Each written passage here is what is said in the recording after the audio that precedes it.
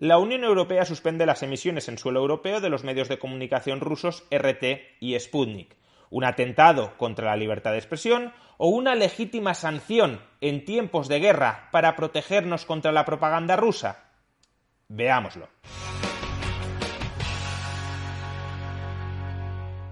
Como parte de sus sanciones contra Rusia por haber invadido Ucrania, la Unión Europea ha prohibido la emisión en suelo europeo de dos medios de comunicación rusos, RT y Sputnik. El argumento de la burocracia europea es que estos dos medios de comunicación estatales no son en realidad medios de comunicación, sino que son agencias de propaganda del gobierno ruso que, por tanto, en esta guerra nos estarían bombardeando con consignas, con mentiras y, en definitiva, con mensajes del enemigo. Y si estamos librando una guerra, de la misma manera que hemos de frenar que nos bombardeen físicamente, también hemos de impedir que nos bombardeen intelectualmente. Sin embargo, desde un punto de vista liberal, es decir, desde el punto de vista de la defensa de la libertad del individuo y por tanto también desde el punto de vista de la libertad de expresión de los individuos, esta medida me parece altamente problemática. Voy a partir de la base de que RT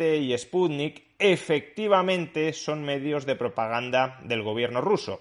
La verdad es que no lo sé porque no visualizo ninguno de ambos medios de comunicación, aunque me parece muy verosímil que sean obviamente medios de propaganda del gobierno ruso porque son medios estatales del gobierno ruso. Y los medios de comunicación, sobre todo además cuando no existe una estricta separación de poderes dentro del Estado, los medios de comunicación públicos se convierten siempre en medios de propaganda del gobierno de turno. Por tanto, ese presupuesto fáctico no lo voy a cuestionar, no voy a entrar a analizar esa cuestión. Partamos de la base de que efectivamente RT y Sputnik son medios de propaganda del gobierno ruso. Aún así, me parece muy cuestionable que deban ser censurados en suelo europeo. ¿Por qué me parece un error?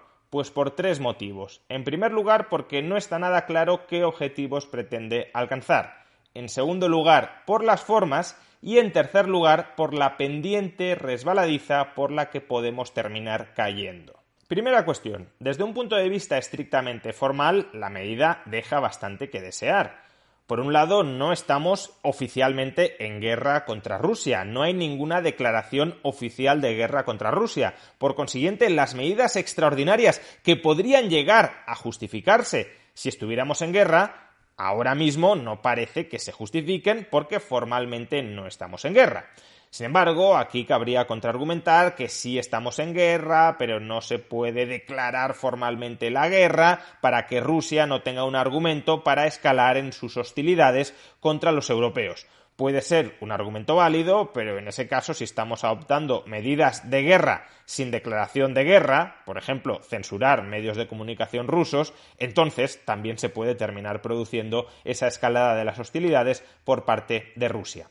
Y por otro lado, desde un punto de vista formal, sería muy deseable que este tipo de medidas en todo caso las tomaran los tribunales y no que las tomaran los políticos, los gobernantes, a través de un dictat, a través de un decreto.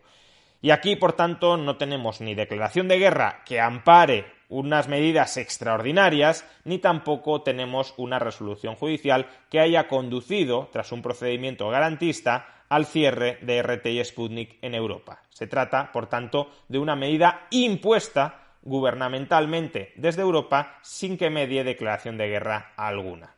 Segunda cuestión. ¿Cuál es el objetivo que buscan alcanzar los gobiernos europeos con esta medida?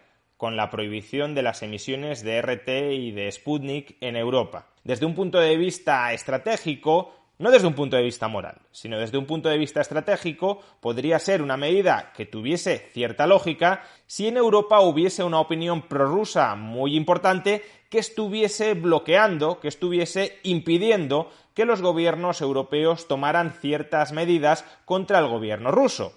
Si tuviésemos a la oposición en casa y además esa oposición se estuviera nutriendo de las mentiras que le proporcionan diariamente RT y Sputnik, Pues ya digo, desde un punto de vista estratégico podría tener cierto sentido prohibir esas emisiones para que dejen de envenenar a esa significativa porción de la población europea prorrusa que está maniatando a los gobiernos europeos en su enfrentamiento con Rusia, de tal manera que la oposición interna se fuera diluyendo, los gobiernos europeos tuvieran manos libres para adoptar medidas de represalias económicas contra Rusia y, en definitiva, RT y Sputnik dejaran de azuzar internamente la división del pueblo europeo.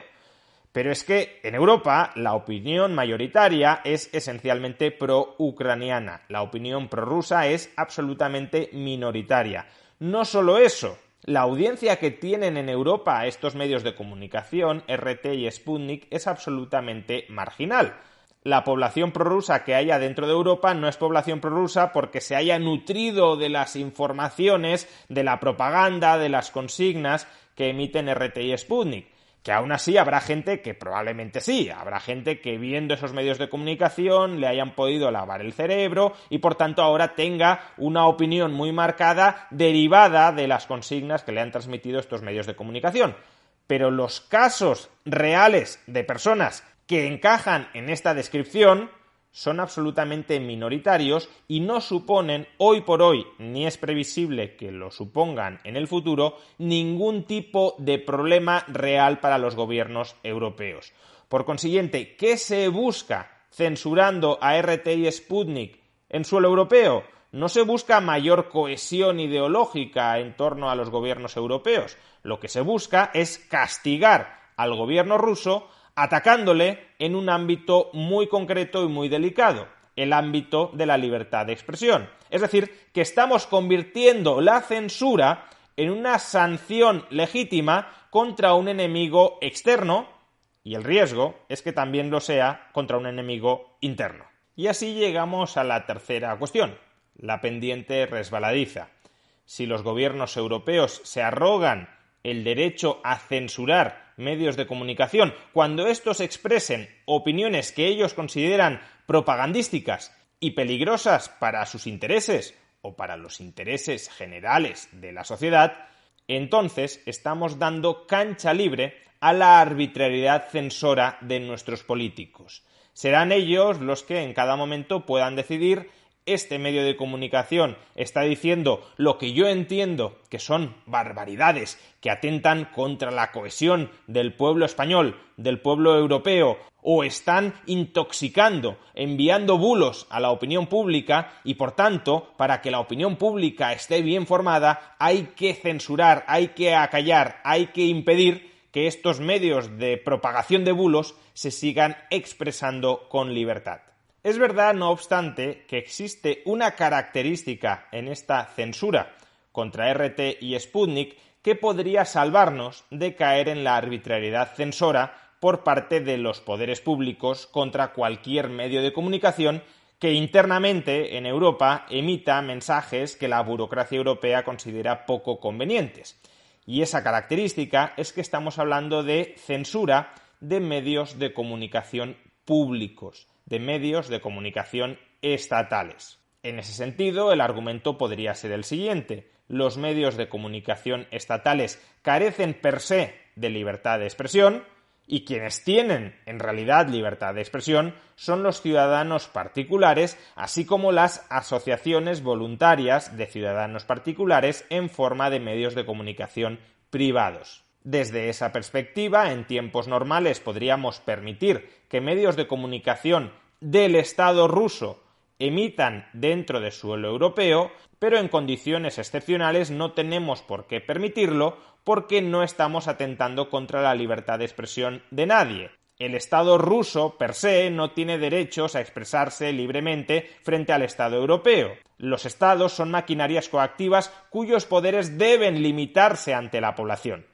No son maquinarias coactivas que tengan derechos frente a la población. La población europea no está obligada a respetar que el Estado ruso pueda enviar su propaganda dentro de suelo europeo. El argumento de que son las personas y no las administraciones públicas, no los estados, los que tienen derechos frente a otras personas y frente a otros estados, Es un argumento que me parece sugerente y que en el fondo me parece correcto. Desde esta perspectiva, suspender las emisiones de RT y Sputnik en suelo europeo no atentaría contra los derechos de nadie, porque RT y Sputnik son medios de comunicación estatales, pero en cambio suspender las emisiones de un medio de comunicación privado prorruso sí atentaría contra la libertad de expresión de las personas que se han asociado, que se han organizado en torno a ese medio de comunicación privado. No obstante, este argumento, que ya digo, me parece un argumento de peso, un argumento con el que en el fondo estaría de acuerdo, tiene, sin embargo, dos problemas. El primer problema es un problema estratégico. Si en Europa estamos diciendo los estados tenemos derecho a censurar medios de comunicación públicos extranjeros, entonces en Rusia tomarán perfectamente nota y argumentarán ante su población: ¿veis cómo las democracias liberales también censuran medios de comunicación? Por tanto, nosotros también tenemos pleno derecho a censurar medios de comunicación que estén enviando a la población rusa mensajes que nosotros consideramos poco convenientes. Y eso permitirá legitimar ante la población rusa censurar no solo medios de comunicación públicos extranjeros, porque no creo que hilen tan fino, sino en general cualquier medio de comunicación dentro de Rusia que propague mensajes que el gobierno ruso considere poco convenientes. Las democracias liberales deberían, si acaso, aspirar a propagar su modelo de organización política a otros países del mundo a través del ejemplo, no a través de la violencia, que es como muchas veces quieren propagarlo e imponerlo, sino, como digo, a través del ejemplo. Aquí se respeta la libertad de expresión porque eso es lo correcto. Y si vosotros no respetáis la libertad de expresión, no estáis haciendo lo correcto. Sin embargo, cuando nosotros mismos no damos ejemplo, entonces las autocracias internacionales se estarán frotando las manos. Y el segundo problema es de operatividad a la hora de aplicar este principio. El principio de que los estados no tienen derecho per se a la libertad de expresión, pero las personas, los particulares, sí tienen ese derecho a la libertad de expresión. ¿Por qué digo que operativamente es difícil de aplicar este principio?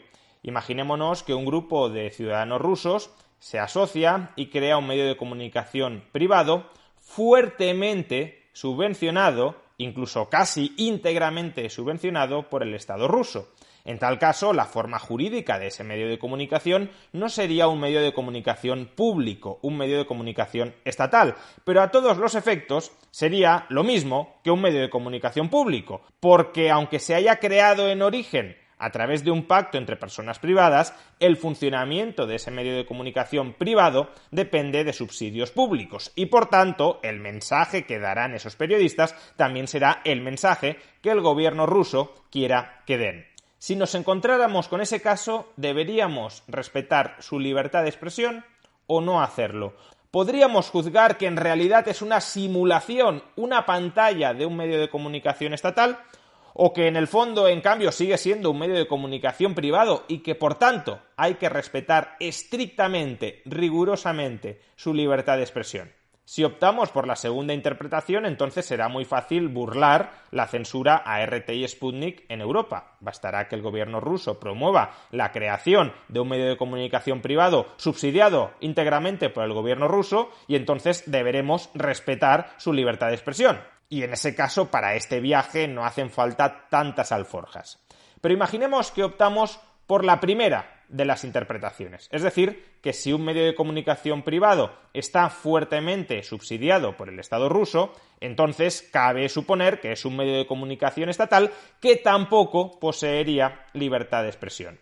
Entonces, todos los medios privados españoles que están subsidiados por las administraciones públicas españolas o que reciben publicidad institucional y, por tanto, financiación de las administraciones públicas españolas, también son medios de comunicación que, llegado el caso, podrían llegar a ser censurados sin que consideráramos esa censura un ataque a la libertad de expresión de sus periodistas y de sus propietarios. Para que un medio de comunicación tenga libertad de expresión plena, no ha de recibir ningún tipo de apoyo financiero o en especie de las administraciones públicas? A poco que reciba subvenciones, subsidios, publicidad institucional, apoyo material en especie, entonces ya cabe presuponer que es un medio de comunicación estatal y, por tanto, cabe retirarle el derecho a la libertad de expresión. Como digo, abrir esta puerta me parece que es abrir una puerta tremendamente peligrosa para el futuro de la libertad de expresión en Europa. La libertad de expresión no es un derecho para salvaguardar que terceros puedan decir aquello que nos gusta escuchar. La libertad de expresión es un derecho para salvaguardar que terceros puedan decir aquello que no nos gusta nada escuchar, incluso en tiempos de guerra.